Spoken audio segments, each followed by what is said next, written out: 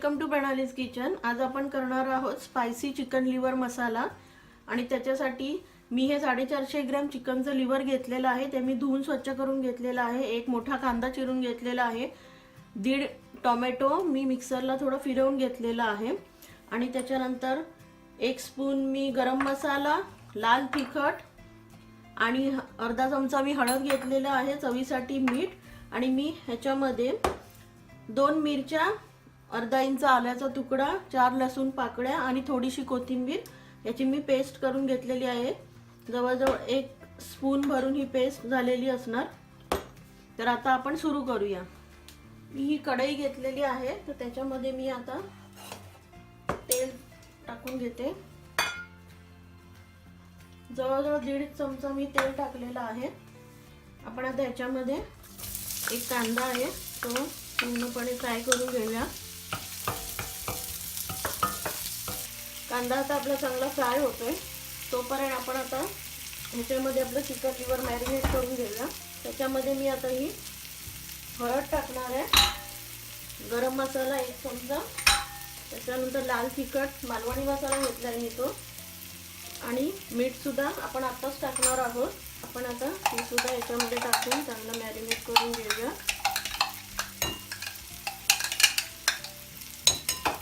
हे मिश्रण आता चांगलं ढवळून घ्यायचं। कांदा सुद्धा आपला चांगला फ्राय होतोय, तोपर्यंत आपण हे सगळं चिकन लिव्हरला लावून घेऊया।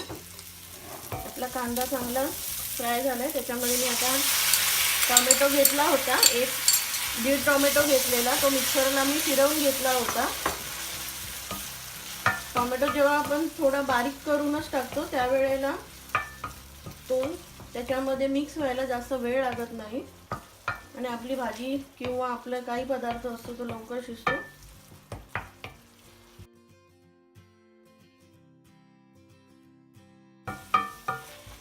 आपण आता हे मॅरिनेट केलेलं पूर्ण चिकन लिव्हर आहे ते आता ह्याच्यामध्ये टाकूया।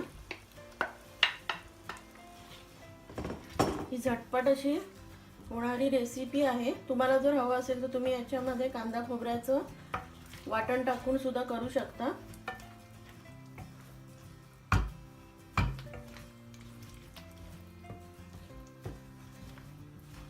आपले सगळेच इन्ग्रेडियंट ह्याच्यामध्ये आल्यामुळे आपल्याला तर वरून काही टाकायची गरज नाहीये, सगळं छान मिक्स झालेलं आहे।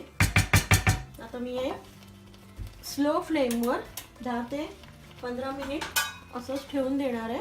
आपण त्याच्यामध्ये पाणी टाकणार नाही आहोत, कारण की त्याला स्वतःचं अंगचं पाणी सुटणार आहे।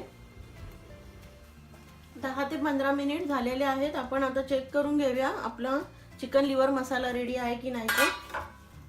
चिकन लिव्हर आता चांगलं शिजलेलं आहे। पूर्ण चिकनचा मसाला आहे, त्याचा थिकनेस सुद्धा खूप असा चांगला जाड आलेला आहे। तुम्ही चिकन लिव्हर मसाला घावण्याबरोबर, चपाती बरोबर किंवा अगदी भाकरी बरोबर किंवा भातावर सुद्धा घेऊन खाऊ शकता। साधी, सोपी आणि सिंपल रेसिपी आहे। तुम्हाला ही रेसिपी कशी वाटली तुम्ही मला नक्की लिहून पाठवा।